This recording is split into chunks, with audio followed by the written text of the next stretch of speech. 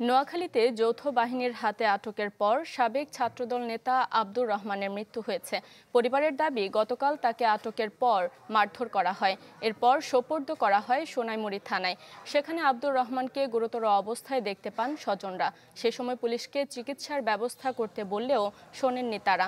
যদিও পুলিশ বলছে মারধর করা হয়নি তাকে। আহত হলে হাসপাতালে নেয়ার পরই মারা যান আব্দুর রহমান। ময়নাতদন্ত শেষে পরিবারের কাছে মরদেহ হস্তান্তর করা হয়েছে।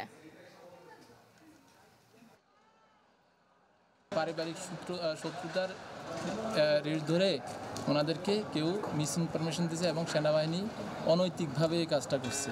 সম্পূর্ণরূপে বিচার বহির্ভূত হত্যাকাণ্ড। এবার এটা আমরা সন্দেহ করি যে এটা কন্ট্রাক্ট কিলিংয়ের মাধ্যমে করা হয়েছে। আমাদের পারিবারিক যারা শত্রু তারা মোটা অঙ্কের টাকা লেনদেনের বিনিময়ে এটা করা হয়েছে।